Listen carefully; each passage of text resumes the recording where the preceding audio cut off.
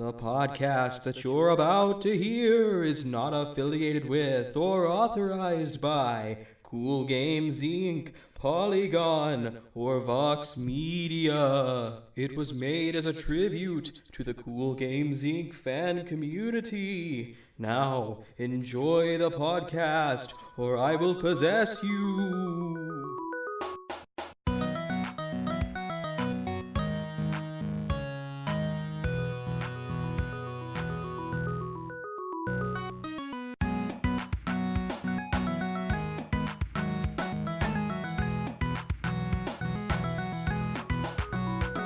Hi, welcome to CoolGames Inc. Vancouver, our game design podcast where you give us cool ideas and we make a good game out of them. I'm Spanky. Spanky Works on Twitter, but don't call me Spanky Works, just Spanky Works. And I'm Euan, and Euan Works.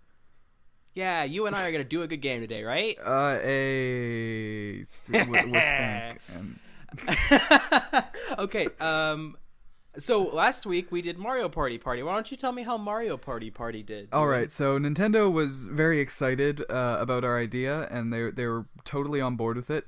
Just one small problem, because it was a package that contained Mario Party 1 through 10, as well as Mario Party Advance, Mario Party DS, and Mario Party Island Tour on the 3DS.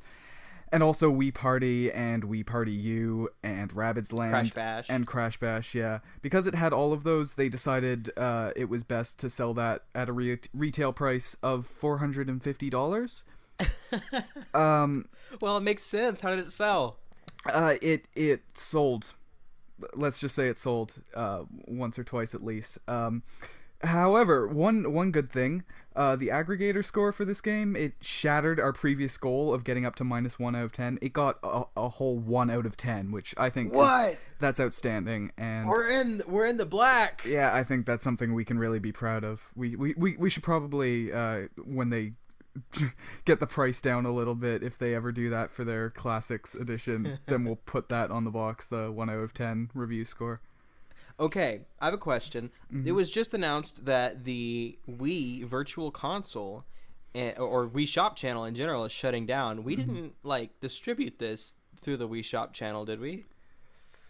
I don't think so, because it was a Wii U game, pretty specific. Although it could be a Wii U game that was exclusively available through the Wii channel on the Wii U. But I don't think we did that. I don't think we were that dumb. Okay, so we safeguarded ourselves from the closing of the Wii Shop channel by not targeting the Wii channel of the Wii U, then. Yeah. Okay. See, to me, I could have gone either way on that if you'd pitched it to me. So I'm glad we just didn't discuss that, because it could have been a bad decision for us. Yeah, I think we're fine until they shut down the eShop on the Wii U, which honestly probably isn't that far off either. So it's October. Mm-hmm. It's now Halloween time. It's the first day of Halloween. Mm-hmm. I'm pretty excited about it. I love Halloween. I love the fall or autumn, if you're not a stupid American, which I'm not, obviously, if we're in Vancouver or whatever. But I'm super excited. I won't lie to you. I did this morning. First thing I did, woke up. I'm like, oh, it's October 1st. Popped open the YouTube app and I played the Spooky Scary Skeleton song. Mm-hmm. I think we're into Over the Garden Wall season, so I'm probably going to watch all 10 episodes every single day of this month. What did I... I bought The Exorcist on DVD yesterday, and I wasn't even thinking about that, but that's probably going to be... It's kind of sad, but my traditions for pretty much every holiday is watch movie related to that holiday. But do you have any, weird ones, you watched it on a holiday, but it wasn't, a themed movie, if you watched The Matrix on Thanksgiving, so now The Matrix is a Thanksgiving movie for you? I don't know if this is a thing anywhere else, but on CBC, which is Canadian TV, every Christmas they play Wizard of Oz, and so Wizard of Oz has always been a Christmas thing for me, which there isn't anything remotely Christmassy about it, but I watch it every Christmas. I don't know if that's a thing here or not. But I've never associated the Wizard of Oz or its extended universe with Christmas at all. Yeah. So we're a games design podcast. Do you think we should do some video game designs? Yeah, okay. Let's see, what have I got? Oh, yeah. This one, So this is the most upvoted post in the CoolGames Inc. subreddit for the past while, and I think it's pretty good. It was posted by, I think that's meant to be pronounced Whoops HT or Whoopsht. It's a picture of a tweet by @CrunktoroBot on Twitter, but Whoops HT added onto it, and it is this. Kojima presents a poorly lit Walmart littered with people you haven't seen since high school. This is too good. Okay. Okay. So we're getting into the Halloween mood, I think. Yeah, I love this. Also, I'm a pretty big Kojima fan. I even like the bad Castlevania games he did. Yeah. Because I just like Castlevania, and also it's Halloween-ish, and I love Halloween, and I love the Metal Gear series, and I love Kojima. So I think I have a pretty good in on how he thinks, and I think that if we approach him and I just like immediately start outpouring how much of a fan I am and talk about my favorite games, because I think celebrities really like when you just overwhelm them with praise about things that you like and quoting them. So I think I've got a good in. Also, I'm from originally a town with 2,000 people in it, and one of the things that we had in this town was a Walmart, and the other thing that we had was a high school. So I feel like I'm uniquely equipped to answer this exact pitch with an idea. It could also be, it doesn't, like, another way you could put it is all of your Facebook friends that you didn't really know but you accepted their request anyway. Like, there are people in my Facebook friends. There's one person whose request I accepted just because they were very publicly bullied at my school, and so somehow it would seem like I was a dick if I didn't accept it, even though I 100%, I had never even seen this person, but I recognized their name, and I was. So it was like a pity ad, like, yeah, we're not actually acquaintances, but I do not want to be a dick to you. Yeah. So. And I did that with a lot of people that I only ever talked to once in my life, and they're still there. Rough number, how many Facebook friends do you have? I think I have like 200. I don't know if that's a lot or not. So like I've talked a couple times on the show, I think, and I know to you in general a lot. I don't do the internet very well. Yeah. I have 60 Facebook friends. I've had a Facebook account since 2007. So I've had over 10 years of Facebook, and I've accumulated 60 friends. I mean, that's not a bad thing. I desperately want to just get rid of my Facebook account, but I need it for a thing I'm doing. But I think as soon as that's a school thing, but it's college. Blah. Anyway. I was gonna make a thing you're doing Euan joke, but I just couldn't make it work into an actual joke. It was just a rhyme. Okay, so back to the game. Poorly lit Walmart. Did you ever play Silent Hill Shattered Memories? No, I haven't played any of them. I probably should. I mean, they're fun games, and if you're a little, wuss, then I can probably do a stream, because I've played all of them, and I do get scared by video games, but not like in jump scary ways. So I've played like Amnesia and Resident Evil a bunch, and Fear. Like the jumpy ones don't get me, but Silent Hill, like when things are just weird and there's no explanation for them, and it just like you're confronted with weird stuff, and that's usually what Silent Hill does. Then I get scared at video games. So it's pretty fun when I play Silent Hill games. But in the Shattered Memories games, you can't actually attack.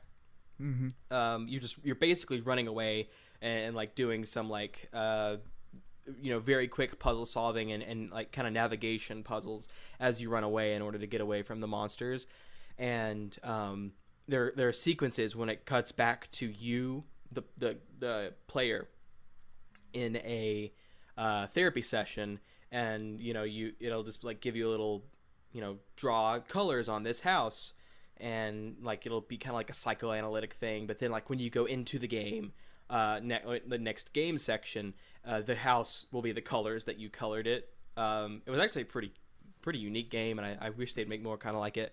But I'm thinking that if it's a game about people you haven't seen since high school, it's gonna be like half of it in this poorly lit Walmart where you have to run away from them, but you can't attack them because they'll just overwhelm you with like stories about, you know, a Thanksgiving dinner, or like that time you got pantsed in gym class, or, you know, just like there's an endless amount of things that can just overwhelm you if they get you, so you have to run away. But then like whenever you get, like when you make it to like the fabric section and you're safe for a moment because there's no one there, it'll cut to like you in the therapy session talking about this. So it's kind of like a narrative horror gameplay about this Walmart filled with people who like you have traumatic memories about, and you're basically just spilling them to the therapist. But the twist is, the more information you give the therapist, when you go back to the Walmart section of the game, it just becomes like a mirror of what you told him. So if you're like, oh yeah, and then there was this one time whenever I fell asleep in the middle of class and I was drooling, and then I woke up covered in my own drool and everyone was laughing at me, and then you go back into the game and there's like a water pipe breaks, and then like all of a sudden like the Walmart starts flooding, and it just kind of mimics that. I think there should be one person who is mad at you because you didn't accept their friend request on Facebook.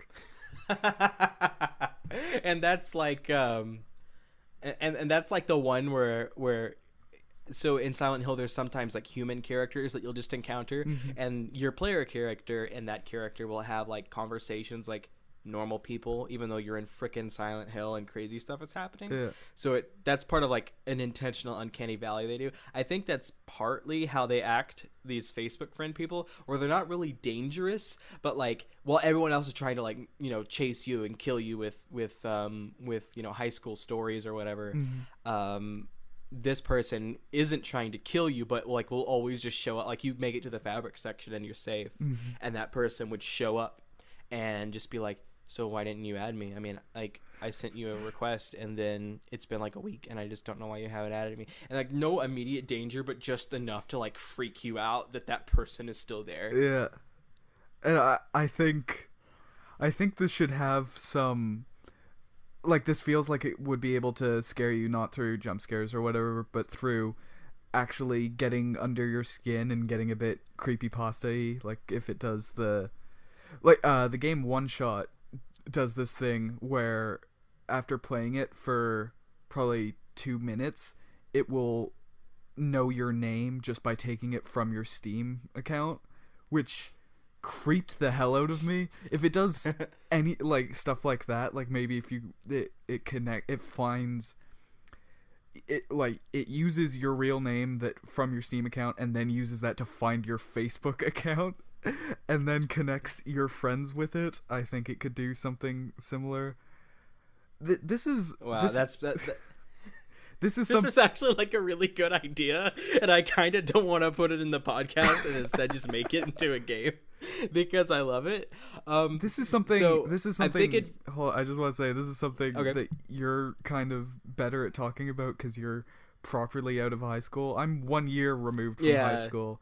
Yeah, you're 1 year removed. I'm almost 10. So, although, like, for me, it's like, I really do have people who I haven't seen since high school, and then I'll see them, I'm just like, what the hell do I say to this person? I don't want to talk to you. I mean, I still get that. At college, there's one guy who now treats me like I'm his friend, but I did not know him. I talked to him maybe twice throughout high school, but he's decided that we were friends in high school. And also, he calls me Dad, and I have no idea why. So he said it once, and I thought that couldn't have been what he said. I must have just misheard him. And he said it again. No, okay, yeah, he's definitely calling me Dad. Dad isn't like a Canadian slang for like dude, right? No, it is not. Okay, so that rules that one out. One of the conclusions I came to was that maybe this was my son traveled back in time to meet me. But so finally I asked him why he kept calling me Dad, and he said, "Oh, that's what Hayden calls you." I don't know who Hayden is. I have no clue. So I'm thinking for this video game idea, there's a game called there's two Silent Hill games that I kind of want to parody with the name here. There's Silent Hill Homecoming, which was a pretty looking game with good music and it was kind of crap, and then there's Shattered Memories. Homecoming is definitely the right name for this. I'm thinking Silent Homecoming Repressed Memories to parry Silent Hill Homecoming and Silent Hill Shattered Memories. That's good. Is that as far as we can go with that? Should we put a pin in that and move on? Yeah, put a pin in that one. I think that one's good. I have one here from TJ, May of May 84 on Twitter. Thanks, TJ. He's, I believe, a co-host of the 80s podcast. I think that's at 80s podcast on Twitter. TJ says, and there's a few of them, but there's two I want to talk about. The first one is Rocket League Go, an augmented reality game, because I love talking about augmented reality games, even though I don't like playing them. I don't know how does that work, Rocket League Go? So last week we did a pitch about Rocket League that explodes. Yeah, Rocket League. But Rocket League Go, I'm thinking. So you know those stands you can put your phone on that you can use your GPS like in your car. Yeah. Oh no. I'm thinking. I'm thinking that you get one of those. Like when you buy the game, it's like an attachment that comes along, and the augmented reality is actually just from your car's dashboard, and you can play it anywhere you want. So like kind of like that stack up game, you just basically like hold down the camera and it'll put a ball in front of you, and then you can just drive your car into the ball. So that'll get you the basic physics, right, of hitting the ball with your car. But you also have to define what the goals are. No, I don't think you define it. I think that's left up to the game, and that is where the challenge arrives, because that net is definitely in a place where you do not want to drive, but you need to get these points. You need to get a goal for your sports ball team. Oh my gosh. Okay, so I think this is a good idea, and it's definitely scary, so it fits with the theme. I'm thinking though that instead of marketing this to everyone, because I definitely see people doing things that will get themselves killed, if we do that, we only market it to people who run those destruction derbies. Where they just get. Have you seen these? Do they have these in non-American countries? I think I've heard of them. Yeah. Where you just get they get these old cars and they just wreck into each other over and over again, and the last car standing wins the destruction derby. That may not be the right word for it, but it's what it is these cars running into each other. I'm thinking that they have special scenarios where they have like a Titantron above the big derby arena that shows the augmented version of what's actually happening down there. And maybe like a light where the ball is, so like to us in real life it would just look like a red dot, so we could keep track of it as it moves around. But we could look at the Titantron to see where the actual augmented ball is, and so it would just be like just be like a destruction derby, and a demolition derby. See, I'm saying it's demolition derby is the name of it, right? And it would just be like a demolition derby plus soccer. But see, at this point, it's not worth. I think it's probably cheaper than getting the augmented reality technology to just get a big old soccer ball and play it for real. And then it's just that bit. But no, wait, because then it's just that bit from Top Gear. This isn't a game. This is we're doing that episode of Top Gear. So what we do is we make an augmented reality game where we just throw a gigantic ball and do a demolition derby. It's literally augmented. It's not augmented through any artificial methods. It's augmented by the fact that we've just put a ball there. Yes, we've just all we've done is augmented a demolition derby by putting a giant ball in it. Mm-hmm. All right, I like that one. The second one that TJ suggested is Farming Simulator 10,000 BCE. Okay. So I've never played Farming Simulator, but I'm from a rural, southern U.S. town of 2,000 people, so I have been on farms and have operated farm equipment before. But what I haven't done is been, in 10,000 BCE, where the maximum age a person could live is like 19, and you have to do everything with rocks and sticks. Have you played Farming Simulator? No. I assume. Well, okay, I've seen a video of it. Okay. I've seen one. So, I don't really know the goal of Farming Simulator, and I don't really know the goal of what you do in like a prehistoric time. But I do want to cross this over with the Assassin's Creed universe. Okay. Because in 10,000 BC, which I don't know the years, I'm not gonna get this accurate. That's no one looks this stuff up, so it doesn't 10 matter. million years BC. That movie. It was 100 million years BC. I don't. No, it's a million years. I think it's just a solid. Nobody million. looks this up, so we're fine to just not get it right. So Farming Simulator 10,000 BCE in the Assassin's Creed universe. This might be a spoiler, but it's from like 10 years ago, so whatever. Aliens basically keep resetting the Earth every few thousand, whatever years. Mm-hmm. And then like the assassins were something to do with like Adam and Eve and the aliens, and like they made the assassin, and it was like half alien, half human. I don't really know. But that's how the assassins operated. I'm thinking that we play in the Assassin's Creed universe, so like assassins, so like there's actual alien gods, and they're like banging humans and like making assassins. So like now you've got like first gen assassins going around doing crazy supernatural crap, and you play as a farmer who just tries to keep it out of your business. Just like have your farm and do everything you can to have it not be destroyed by aliens warring with assassin half-breeds. Okay, we kind of lost the plot there a bit. Directed by M. Night Shyamalan. Okay. He did Signs that had corn in it. Wait, so if it's directed by M. Night Shyamalan, does that mean that as you're farming, the foliage, the plants are turning on you, a la Happening?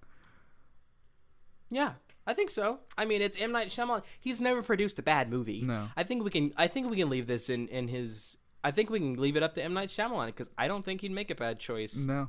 With this, I don't think he ever has. And I think that, we just give him, like, here's Assassin's Creed, play it on your free time, and also Farming Simulator. We just, like, gift him on Steam those two games, and then just see what happens, and just tell him, call it Farming Simulator 10,000 BCE, and I promise it will be a masterpiece. Mm-hmm. I'd like to go further with this, but I think it would just kind of be Minecraft. Okay, so do you have a suggestion? We got a grand total of 23 emails. 19 were complaining that we talked about Sonic Underground too much. 3 of them were actually ideas. One of them was a reply from Andy. From Google? Yeah. And Andy said this: "Thank you for your request for game submissions. Unfortunately, Google is a software development company and is not in the habit of designing video games. We are sure there are ample places on the internet for such ideas. Yours, Andy," from Google. So he did it again. He didn't give us an idea in this email. Yeah, Andy, that's nice of you to say and all or whatever, but we originally criticized you and got mad because you emailed the Game Design Podcast email specifically for suggestions the first time without a suggestion. Yeah, and now you've done it again. The second time you emailed us, you still didn't give us a suggestion. That's 2 useless emails in our inbox now that they're just going to be there for all time. People don't have their email just to get junk. Mm. They don't have that. Every email is very important and is sent with purpose. It's not like you can delete emails. Andy. That's going to be there forever. Yeah, you can't delete emails. I've never done it. I've never seen anyone do it. It's probably not possible. Mm. Anyway, so we got 3 emails with submissions. Let's see. The very first email that we got was from Minnie Moose. Thank you, Minnie Moose. And it is going to fit in with our Halloween theme. Woo! The Sims, but as a horror game. I definitely have... Okay, so my introduction to the Sims franchise when I was probably 7... So I think the first time I found out about it was people recreating Doctor Who in The Sims. And I was like, oh, look, it's a Doctor Who video game. What's The Sims? Let me Google this. And then I, for whatever reason... And this is a very vivid memory, but I guess it was just one day that I spent seeing if you could murder people in The Sims, if it was possible for a sim to kill another sim, because I don't know why that was the thing that interested me most about a life simulator, was whether you could end it. Like, I don't know what that says about our existence, about human nature, that when we're given a gift, our first curiosity is if it can be taken away.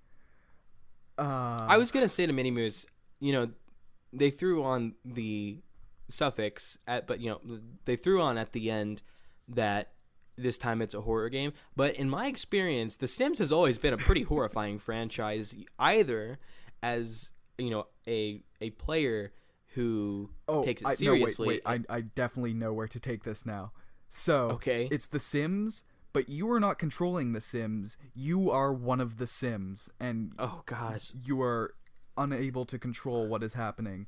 So you don't know if you're gonna end up in a swimming pool without a ladder on it. You don't know if somebody's gonna build a wall around you. You don't know if your son is gonna be deleted. You don't know what could be.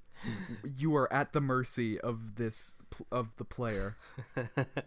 So you're just kind of like in a factory waiting to be assigned to your player, and you don't know anything. It's like, what's that movie, The Island, I think? Yeah. Where the clones. Yeah, where they're clones. Yeah. And they don't know that they're clones or whatever. So they're just kind of in a factory and they're Sims. And they don't know what the real world's going to be like. And then, like, the first day, like, in the Island movie, the first day they figure out they're clones is the day they die. They harvest them for whatever. But for Sims, it's like that. But the first day they figure out what real life is, they realize that they're a video game character, and then at the mercy of someone who, could take it super, super seriously, and then they'll have to live a life that's extremely strict and never be able to have any fun, or some sadist who just, immediately puts them in a room and deletes all the doors and just, like, leaves them there forever. Or it could be someone who, like, gives you one day of bliss and then deletes the game, and you're just sitting there in purgatory for the rest of eternity. The other thing that's inherently terrifying about being a sim is that you can control how you move, but you cannot control what you say. When you go up to a person, it's the player who chooses what your conversation is about. Yeah, although they can only speak that language, which I think is like Simlish. Yeah, that's the other thing. Like, even when you're talking, you can't. You're not saying words. I don't think it's actually a language. I think they're just. It's just noises. I think they're saying "Floop is a madman, save us." Did you have another from the email that you wanted to do? Yeah. Okay. This was from Lawrence. Lawrence had a Scott Pilgrim icon in his email also, so that we're instant points from us. Yeah, we're friends now. Anyway, his idea was Bardsketball. That's BARD skitball, a rhythm-based NBA Jam style basketball game. Bounce, shoot, and make sweet dunks to a funky rhythm. The only song in the soundtrack is Tub Thumping by Chumbawamba. Oh my god! I don't think we actually have to add anything onto that. No, I think that one's pretty good by itself. I do just want to say that I want to, with this idea, don't really add anything to it because I think it's so good as is. But I do want to get a celebrity sponsor, and I'm thinking like Michael Jordan's Bardsketball. Mm-hmm. I think that would work. Or just have not a basketball player like Willem Dafoe's Bardsketball. Yeah, it's Willem Dafoe's Bardsketball, because he's definitely gonna shift. Character actor Willem Dafoe is gonna shift our basketball rhythm game that is also the Chumbawamba video game. Like, it's not gonna be Chumbawamba's NBA Jam. It's Willem Dafoe's Chumbawamba's Bardsketball. Yeah. Yeah, so Willem Dafoe's Bardsketball featuring the Chumbawambas. Mm-hmm. That's great. I guess we could talk about for a second how a rhythm-based basketball game would work. So is it like Punch-Out, where you have to dodge around people depending on their patterns that is in time to Chumbawamba's Tub Thumping? I think it's kind of like in line with Dance Dance Revolution, actually. Mm-hmm. But so, like, it's an arcade game. Mm-hmm. but instead of using your feet, you have like it's like one of those arcades like that's not like a Chuck E. Cheese or something like that kind of arcade where they have skee ball and stuff. It'll be one of those basketball things where it's like a hoop, like a couple hoops, and the basketballs will just keep feeding and they'll light up, and you have to like shoot and make the goals in time with I think that tub thumping. I think the net is only open on the word down in I Get Knocked Down. Yeah, and I think that if you game over, we should have Willem Dafoe just saying like good luck, kid, but get up again. Or something like it's just some like Willem Dafoe voices. What if the whole time they don't seem like the real English, but they kind of make sense a little bit? What if the whole time tub thumping is being sung by Willem Dafoe? Do you think we could contract Willem Dafoe to sing tub thumping? Maybe only the beautiful pissing the night away, the like really high pitched lady singing. I think that's gonna be Willem Dafoe's contribution. Okay, I think we're good with that. Yeah. Do you have a submission? This is from my agnostic Twitter search for video game idea, where I steal other people's ideas they did not willingly give to me, but they probably don't know that I'm using it, so I don't care that I'm using it because I still give them credit anyway. This one is from @EndlessMason on Twitter. You're carrying 6 devices, each with different battery lives, charge times, and cables. Keep them charged while traveling. Have you ever taken a long trip with your Nintendo DS, your phone, maybe not you because you're younger, but a camera, Game Boy, just so many devices, but they all, laptop, they all consume power at a different rate. So you have to conserve that in between chances to charge. So you have a car charger, but obviously they have all different cables and you can only plug one in at a time.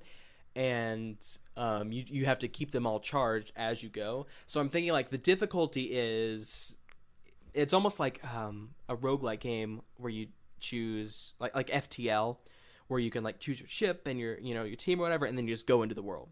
So I'm thinking it's you choose I devices and then you go into the world. I think maybe you're the parent and the goal of the game is to keep your child in the back of the car happy, and so you have to be charging things, and also I think maybe it's like a desert bus type game where you can go away from the steering wheel, but if you're away too long your car will crash and you'll get towed all the way back to where you started. And so you have to quickly plug in all the stuff and then get back to the steering wheel. And I want to go with this. I want to go in the Oregon Trail direction. Okay. So, it's you start in St. Louis and you're trying to get to, Oregon. So you don't know where you start until you start. But your kid has to remain happy, or else, you get so stressed and angry that you die of dysentery or whatever. So you have to choose wisely, how many batteries can you have? Because if you get a Game Boy, a Game Boy Pocket, those battery life on the Game Boy Pocket, that's pretty good. But they take AAAs, and AAAs are never have they're any. Small. Yeah, you never have any. They're small. You can drop them in between the seats, or you can have rechargeable stuff, which dies really quickly, but it also you can charge it. So you get a budget, and you have to decide do I want to buy this many cords, this many batteries, this many devices, and if your child gets as they slowly get angrier throughout the the drive, because they will, you have a chance of getting your kid has a stomach ache, or your kid's hungry but you already ate and they're probably not hungry, they're just throwing a fit, or you get lucky maybe and your kid decided to sleep, all devices are off and not draining the battery, or you decided to sleep to get some shut-eye and your kid also did but left 2 devices on. So I'm thinking this could be a real video game where it's like basically Oregon Trail, but instead of, fording rivers and getting diseases, you're just trying to keep a toddler from driving you to insanity and kicking the back of your seat. I think this is gonna be, for some of the older players of it, it's gonna make them feel that life has gotten too complicated, and they'll wish for, like, way back in the days when all they had were 3-frame LCD games, and their journeys had a lack of all but travel Scrabble packs. So if it's the Oregon Trail, I think I'm kind of ripping off Oregon Trail, I want to name it the Energizer Trail after the battery brand Energizer, and see if we can get a sponsorship. Okay. It's been a while since a company has had a game like that. Like, we could get in on that kind of whatever the Burger King game was. Like, yeah, like the King games. Product games haven't been a thing in quite a while. And the 7-Up Cool Spot games. This is an aside. I don't want to pitch this. I just want to bring it up because it's in my agnostic Twitter search for video game ideas. This is from @hasdrubelbegreat on Twitter. Here's my idea for the soda-based video game. The 7-Up item gives you 7 extra lives. That's all I have so far. Which I appreciate. I don't have enough there to make a game out of, but I do appreciate that they thought through that to include 7-Up and give the 7-Up item a purpose. This is an idea from Joseph Stalin's Ideas Wiki. Crash Bandicoot Disney World. Crash Bandicoot. So is it Crash Bandicoot? Is it Crash Bandicoot Goes to Disney World, or is it a Disney World but Crash Bandicoot? It is. Let me read the. So this is developed by Ready at Dawn, published by Disney Interactive Studios, released in 2022. It's an action-adventure platform role-playing free roam game. Crash Bandicoot Disney World is a Crash Bandicoot game, which is a crossover between Crash Bandicoot, My Little Pony Equestria Girls, Sonic, and Kingdom Hearts universes. Oh my god. What is there? Is that just all there is? Or is there more plot? The plot is to be announced. So there is no plot. There is a list of like all the characters, and there is way too many for me to read out, but basically crap ton of Disney characters, crap ton of Sonic characters, My Little Pony characters, and Crash Bandicoot characters. Okay, so I just want this to be Crash Bandicoot Goes to Disney World. That's all I really want out of this, because I feel like the way that Disney... Have you ever been to Disney World? I have not. I've been to Legoland. Me either. Because Canada. I have... Yeah, that's right. I've been to Florida, which is basically just Disney World, but, with alligators. But Disney World, I've been to Universal Studios. I'm just going to pretend like it's more Disney and better than Universal Studios is. Sorry, Universal, but, Anyway, Disney World is kind of like set up with alleys and like burrows and like sections. And I feel like every one of those could be a Crash Bandicoot level. So I'm thinking like in the off season of Disney World, or if they have like an off day, I don't know if they ever shut down, honestly, but like when there's crates around and they're moving stuff around, Crash Bandicoot just breaks into Disney World because he didn't know they were shut down that day, but he really wanted to go. So he just breaks in, and all of a sudden he's like, whoa, there's crates here like in my video games. So then he just goes nuts and breaks all the crates and steals the fruit. Like, that's what I really just want it to be, like a Crash Bandicoot game, but all of the levels are actual real life maps of Disney World. Okay. Is there any way that we can make it that, but also with My Little Pony Equestria Girls and Sonic and Kingdom Hearts? I think we can do that with... Like, you're the Kingdom Hearts guy. I'm surprised you didn't either take DLC, it in that direction. No. This can be... Because Disney has Skylanders. I think that this is just a Disney Skylanders... You mean Disney Infinity? Spin-off? Yeah, whatever it is. A Disney Infinity... So, like, they've got the Disney Infinity... the Disney Infinity Skylanders Lego Dimensions Amiibos. Yeah, the Amiibo things. So, I'm thinking that we take the little figurines. We can make, like... Because we've already got the Disney ones, because Infinity. And you've got the Crash Skylander. Yes, Crash Skylander. And Sonic Amiibos. And we just, like, make some pony... make some pony Amiibos, Skylander things, make some My Little Pony ones, and bam, we've got it in. And like the way you choose your characters and stuff is just like put it on the near field communication, and then bam, you're playing as whatever character. Mm-hmm. This way we make money from the toys as well as the game. It's flawless. So wait, you could be playing a Crash Bandicoot in... So it's the game itself is just a Crash Bandicoot game, but the levels are Disney World places. But you could be also playing the Crash Bandicoot game as My Little Pony characters. Is that what you're saying? Yes. Okay. Yes, but you have to buy the toys that we manufacture. Mm-hmm. Are we done with? I guess with so. The Crash? I mean, Disney World. I can't even. It's Canada. All we have is Marineland, and I mean, it's got a killer theme song, but it's also Marineland. Okay, there's a few I want to bring up on Twitter, tweeted to us. Our Twitter by Giga Beetle, and some of them are just like sentences and not full ideas, but I want to read them because some of them are pretty funny. One of them is, Hollywood is due fight. Dwayne Johnson can only be beaten by Gary Busey, but who can take Gary? Nick Nolte? And then there's another one, Donkey Kong, but actual donkey. And then T-Rex. What's the T-Rex stand for now? Titanium, tank, tower, trunk, Tamagotchi, time. Yes. All right, I don't want to make any of those actual video games, but I just wanted to bring them up because I got a laugh out of reading them. Okay. And then there's one that I wanted to bring up, which is from @BurpInTurf on Twitter. BurpInTurf says, a Grand Theft Auto crossover with Ace Attorney where you have to defend or prostitute other players in court. Do you mean prosecute? Not prostitute. Instead, you want to prosecute no, them, not prostitute them. Yes, definitely prosecute them, not prostitute them. Well, I mean, that's in the game, but so in GTA, whenever you get arrested, they just straight up shoot you. Mm-hmm. And in Ace Attorney. And in Ace Attorney, they've got some pretty wild characters there. And I think both games do a pretty good job of making pop culture references and stuff. So I think we're good there. I think they mesh well.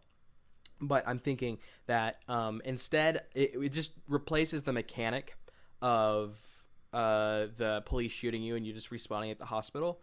So they arrest you and you have to go through the court system. And these are actually, even though it's a crossover, they're two different games. So we don't have to mix the fan bases to where neither one's happy. What it is your character goes into limbo, basically. You can't play until someone else in the world turns on their copy of, the 3DS Ace Attorney GTA version of the game, and they have to defend you in court. And depending on how well they do, your character can either be in jail or lose all their money, or if they do really good, maybe you'll get money or something. Mm-hmm.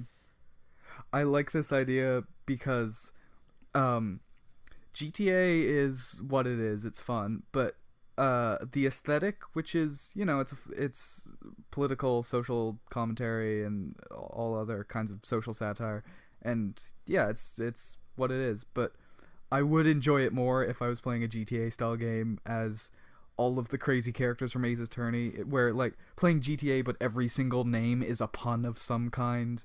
And everybody has some quirk.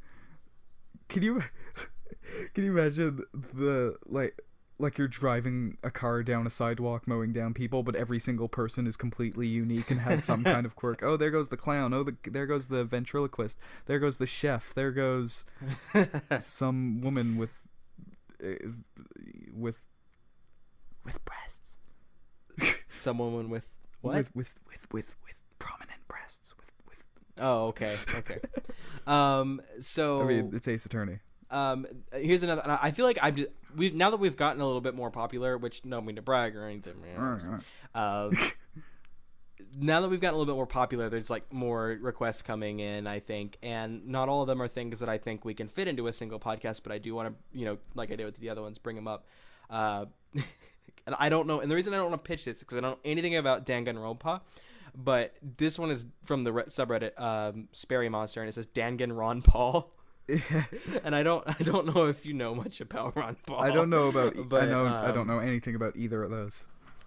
Okay, Ron Paul. Basically, the thing that most people know Ron Paul for, that's like, if you're not, in America, is there's that gif where like the laser show going behind him and there's that old man like, it's happening. That's the Ron Paul thing. So if I had to pitch that one, it would just be Danganronpa, but every time you win a round of whatever you do in that game, it's just Ron Paul celebrating at a laser show for you. Okay, here's one. And this one's from Malachi John Paul and at Malhavoc on Twitter. Thanks, Malhavoc. It's Gumbo, a game of Gumbo, inspired by controversy in my chat. And I don't know what controversy could unfold around Gumbo, but I like the idea of making cooking games, because I feel like there are some other podcasts that have pitched games before and they had a heavy, tendency to rely on cooking games. I don't remember the names of the podcast. Yeah, I have no idea what you're talking about. But I feel like we haven't done any, or at least haven't done enough. So let's start dipping into that cooking game genre, because I feel like there's still an untapped market there. So I think Gumbo is a pretty good introduction. Okay. I'm just gonna real quick Google what Gumbo is. Oh, you don't know what Gumbo is? I don't know what Gumbo is. Is it imaginary to you? It's a stew popular in the U.S. state of Louisiana. Okay. Yes, it is. Also, Gumbo, if it's not real to you and you don't know what it is, that means it's imaginary. Imaginary Gumbo is also the name of a really cool comic. Yeah. It's a really cool comic. You should go to www.dumpylittlerobot.com where you can purchase the first issue of Imaginary Gumbo. It's comic done by Demon Tomato Dave on YouTube and his wife Abigail Ryder. Who's Demon Tomato Dave? Do you mean Demon Tomato Dave? We're not gonna have this conversation on. We're not gonna have this conversation on TV. So just with Gumbo, so it's a stew and it's basically like Creole Cajun food, but it's popular everywhere and it's got like rice and sausage and it's stuff like that. And when I think about, and this is maybe a little bit insensitive to people who live there, but there's a lot of like horror movies about it, so I feel like it's it's the first day of Halloween. I want to really lean into the Halloween stuff because I love Halloween. So like voodoo or hoodoo, I think is actually what's the thing that's there. But like there's several horror movies about it, and it's kind of like a tribal thing, but also kind of like weirdly modern-ish French stuff, and it's kind of like Uncanny Valley. I want Gumbo to be a game about living with a family, like a rich aristocratic family of Creoles in Louisiana, where your job is to cook good gumbo for them, and the worse you do, the worse they haunt you with their hoodoo. So it's like a survival cooking game. Okay. A survival cooking. Jeez. Edit that out. So... Okay, so I really have no idea how you do this.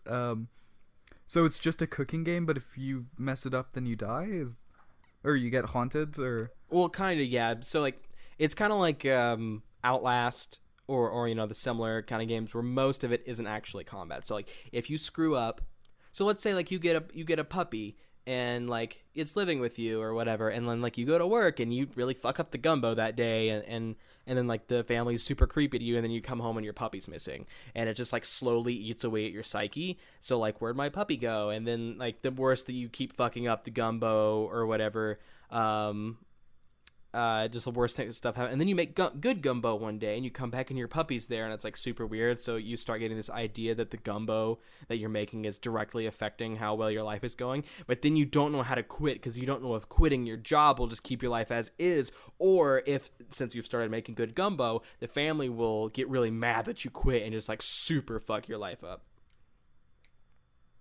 I think this is mostly just riding on the fact that gumbo is fun to say. It's a fun word to say. And also, I like to eat it. It's pretty good food. Like, it's not too hard to make. If you go to, like, YouTube or whatever you look at on how to make food, you could probably find a decent recipe, and it's pretty good food. But But I wanted to say that word, and I also wanted to talk about cooking games and pitch another horror game because it's the first day of Halloween. Okay. This comes from this was an email from Smelliot. Thank you, Smelliot. Thanks, Smelliot. Bill Nye the Science Spy. Oh! So, Bill Nye is undercover. Right off the bat, I want this to have like Team Fortress 2 music. It's because I love or Archer kind of music where it's like brassy and kind of got that spy sort of James Bondy music to it. So whatever we decide, I want that music in this game. Okay. So it's like a brass James Bond style cover of the Bill Nye theme. Yes, that's exactly what I want. 100%. Okay. So Bill Nye is undercover in he's in a country that is in some form of Cold War with the US, so whichever country it happens to be when we release this game, because it's been a few. And I love the idea of Bill Nye trying to disguise himself, because I don't think there's anything you can do to make Bill Nye not obviously Bill Nye. I think what we do is have it be like one of his disguises be kind of like, you know how Clark Kent puts on glasses. Yeah, it's just Bill. It's Bill Nye Nye with a mustache, but still wearing the lab coat. No. Even better, he takes off the bow tie, and then like no one knows it's Bill Nye at all. So it's like Clark Kent. He looks the exact same as Superman, 100%. Doesn't even do his hair differently. He just puts on glasses. And he's like just gigantic, muscly dude who, you know, just looks exactly like Superman. And he works at a, you know, newspaper where they print pictures of Superman all day long. But he puts on the glasses. No one knows it's him. So I'm thinking Bill Nye, no one's ever seen that guy without his bow tie before. We don't, you know, we have no frame of reference for that. So he just like, as he's sneaking around, lab coat and everything, nothing changes. He just pops off the bow tie, and he just completely blends in. No one knows where he is. So he's in Foreignstan, and he has to figure out the scientific breakthroughs that they have made that the U.S. needs for their purposes that are, you know, top secret. I don't know. Yeah. So I think the problem is going to be that he will have difficulty understanding them if they are not explained explicitly using sound effects and visual metaphor. So he has to convince these people to show him how the property of physics that they're trying to explain to him works using a bike or something like that. Yeah, and like his encoded language, like where he sends stuff back to America, the intelligence he finds, he encrypts it by it being poorly acted like skits to explain the information that he's trying to send. I think that the hijinks just follows him around. So part of it may be a stealth game where he's undercover in a lab and he's trying to hide all of the things that are happening. Like there's giant balloons and he's just trying to quickly hide them under a table or something. And I think there's got to be like a middle school class that has to be, you know, kept by the government and in America who can decrypt all the videos that are like, you know, he'll send back a video of him, you know, talking about the states of matter, like this one's a solid or whatever, and like the middle school class that the government keeps captive is the only people that can actually accurately decrypt what Bill Nye is trying to send them. So they're kind of like the man in the chair. So I think, listen, I really want the best pitch of this episode, even though it was the first one to be Silent Homecoming Repressed Memories, because that one was fun, and I just want that one to be the one that we like go all in with, even though we kind of almost went all in with it in the beginning. That was the one that made me excited. Okay, so, should we go back to that then? Yeah, let's okay, so Silent Homecoming Repressed Memories is probably the best one. Okay. Like, all these were good. This was like filled with a lot of good pitches. I just think that like that one was the one I got super excited about. And I think that was the only one we put a pin in, so it's the only one here on the Bristol board that we have. Yeah. On the wall here at CoolGames Inc. Vancouver headquarters in Canada Tower. In Vancouver Tower. God damn it! I keep getting that wrong. Okay. Okay, so where didn't we go with this one? Because I think we almost went everywhere, but we didn't do any like casting or anything like that. We basically have the premise. So I'm thinking we focus mostly on what console is this going to be on, and who are we going to cast to voice the characters. Okay. Neil Patrick Harris. Neil Patrick Harris voices every single character. Neil Patrick Harris voices every single character except the friend who wants you to add them on Facebook, but you don't. That'll be voiced by Willem Dafoe. I want to bring Willem Dafoe into this because like that was one of the one of the shining parts of the podcast so far is introducing Willem Dafoe to our canon. Was Until Dawn the one that he like the video game that he did mocap for, where it was a creepy 3D animated CG Willem Dafoe face? I don't remember because I've played Until Dawn, but it was a very forgettable game. I didn't think it was bad. It was just like a slasher film in video game form, and then I never wanted to play it again. But I don't remember if that was him. I don't remember if he was in that game. But I'm thinking like maybe Green Goblin style Willem Dafoe voice, just voicing all of the waves of enemies, and the therapist that you talk to in between scenes, that should be voiced by William Shatner. Okay. So you've got a whole bunch of Neil Patrick Harris's voicing, hello, you remember me? Yes, and then we have Willem Dafoe. Just, why won't you add me on Facebook? Just and then getting mad at his son Harry, I guess. But he'll be the one who if we want him to accept our friend request, first we attack his heart. Yes, see, because he's got that kind of like uncanny valley personality as he's dealing with the Green Goblin thing in Spider-Man. It's kind of creepy for that part. So I'm thinking like we get that, and he's kind of got the multiple personality thing going on, and it's kind of like Smeagol and Gollum when they argue about why you don't have any friends, nobody likes you, Master tricked us, that kind of thing. Basically, like we added them, maybe they just haven't seen it yet. It's like, of course they've seen it, they didn't accept it because they don't like you. And it's just Willem Dafoe arguing himself. It's Willem Dafoe just standing in the mirror section of the Walmart. Yeah, because that's like the scene in Spider-Man. So it'll be that with Willem Dafoe arguing with himself about whose fault it is, and like basically driving the force behind this. And then in between the sections, when you go back to the therapy session, your player character won't talk, but you'll get handed like a notebook by William Chimley. So tell me, how does this make you feel?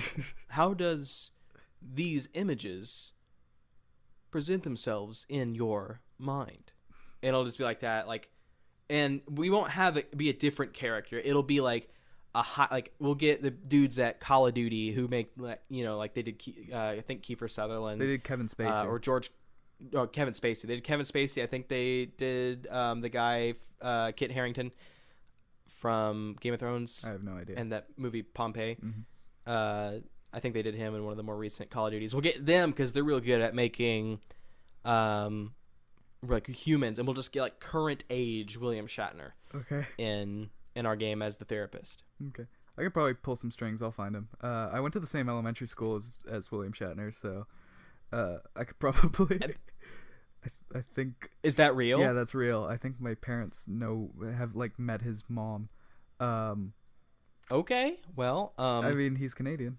Get to working on that. So I think, as the creative mind behind this, we should get Charlie Kaufman. Because the idea of every single one of your high school friends or high school acquaintances being Neil Patrick Harris, that is pretty much what happens in Anomalisa, where he sees everybody as the same face and the same voice. Yeah. So it's that, except it's Neil Patrick Harris, so it's infinitely better. And then I think at the end, there is a musical number that is a choir of Neil Patrick Harris's, which that would make me happier than anything in the world. Like the ending of Portal 2, where it's the opera of turrets, and you just you think you've escaped the hell. You no longer see everyone as Neil Patrick Harris. You found the sliding door exit of Walmart, and you think you finished it. And as you step out of Walmart and you're walking through the crowded parking lot of vehicles, you just look into every vehicle and Neil Patrick Harris in every single vehicle, and they're all singing a musical at you. They're all singing the turret song from Portal 2. Yeah, they're all singing the turret song from Portal 2, and as you walk forward, you're just walking in a straight line forward, like that one walking simulator game where you're an old lady and you walk through a cemetery or whatever. You just walk straight forward, and you can only walk straight forward, and then some of the vehicles start moving, and no matter what, they can't hit you, but it's kind of creepy because they're moving around you, and they're all Neil Patrick Harris singing the Portal turret opera song until you get to the end, and instead of having an ending, it just Sopranos black screens, and then title. That sounds beautiful, actually. That sounds like a Galactic Cafe game. I think we should get them behind it. So it's Charlie Kaufman. He's writing for a Galactic Cafe. We get the Stanley Parable guys, and also this is gonna be an expensive game. I think, though, we've had no problem doing expensive games before, so I think we've got the budget, we've got the interest, we can make it happen. I think Galactic Cafe has made enough of a name for themselves now, along with the pristine name we have, what with our 1 out of 10 review sparkling for Mario Party. We're in the black now, we're no longer in the red, so I think we could get all these people. And also, is Neil Patrick Harris above doing this kind of thing now? Because I know in the PS2 era he was just doing any voice acting he could get. He played Wolverine in a PS2 game. I do not think that Neil Patrick Harris now, and this isn't to say anything about his talent, because I think he's a very talented individual. I don't think that he is personally above anything. I think, and that's how I think he considers himself. I think he's this is a thing I could do and I could have fun with it, and then he does it. Because just look at Barney Stinson from How I Met Your Mother. His character in that, I wouldn't consider that to be a breakout awesome role, even though he was established by that time. It was a breakout role, but he did it, and he made it really, really great. So I feel even if something's below him, in that Wolverine voice that he did for that PlayStation 2 game, I bet he probably did a pretty good job. It probably didn't really fit, but he probably did a really good job. And of course, so I feel Neil Patrick Harris is just super into anything. And of course, his best performance in anything ever, and nobody can convince me otherwise, was Dr. Blowhole in Penguins of Madagascar. Which that kind of ruined a series of unfortunate events for me, because I really like that show, but Neil Patrick Harris has one villain voice, and so Count Olaf sounds exactly like Dr. Blowhole from Penguins of Madagascar. Yeah, and I'm a huge fan of Dr. Horrible's sing-along blog, and I have never seen Penguins of Madagascar, but you're right about Neil Patrick Harris only having one villain voice, really. So I bet if I were to watch Penguins of Madagascar, Dr. Blowhole would sound basically exactly like Dr. Horrible. Yeah, it's very probable. So how are we gonna sell this game? What's the marketing plan? I think we just kind of do a very simple, we've been going pretty far out with the marketing plans, what with getting big names like Ashton Kutcher and stuff involved in actually being part of the experience and stuff. So I think for this one, we get Ashton Kutcher. We get Ashton Kutcher to sell it for us. He goes on the street with a bunch of flyers and he says, "Hey, why don't you get this video game that some friends of mine are making?" Yeah. So we still have Ashton on retainer, so we might as well make use of him, I guess. But not in the big spectacular ways. We don't make any trailers. No one really likes those. I think he should be wearing a mascot costume that looks like the Crash Bandicoot costume from those old ads where his face was in the mouth. His face is in the mouth of a giant mascot head that is Neil Patrick Harris. Yeah. And we don't even tell anyone it's Ashton Kutcher, and it's got one of those dark screens. No, you can see Ashton Kutcher's face. It's in Neil Patrick Harris's mouth in the giant Neil Patrick Harris head. Okay, so we just sent Ashton Kutcher around, and the giant Neil Patrick Harris had just to like laundromats and stuff like that to hand out flyers for the video game, and I think that will do pretty well. Yeah, I think that should get the word out. Word of mouth, word of Ashton Kutcher's mouth specifically, and also Neil Patrick Harris's mouth, which is Ashton Kutcher's face. Okay, so that's going to do it for this episode of Cool Games Inc. Vancouver. If you want to send us your amazing suggestion for a game, you can do that at coolgamesincvn@gmail.com. That's KEWL. You can tweet at us at coolgamesincvn on Twitter. Cool is again spelled the same way. You can go to the subreddit, which is reddit.com/r/CoolGames Inc., which is not spelled the weird way because, I guess there was some other random podcast of people that had it before us, but, whatever, we're using it now. And you can look us up on YouTube. Just search Cool Games Inc. Vancouver. We have one animatic up, which was from our second episode, in which I tell a very funny cold joke. Did I forget anything this time? We're on a bunch of other places. So we're on Google Play. We're on Pocket Casts. Is that what it's called? We're on Podchaser. We're on look for us on any podcast platform. If we're not there, then email us and let us know, and we'll try and work that out. We should be everywhere by now. If we're not anywhere, then we will hostile take over. We will take over. Thanks for listening to Cool Games Inc. Vancouver. I'm Euan. I'm Spanky. Do a good game.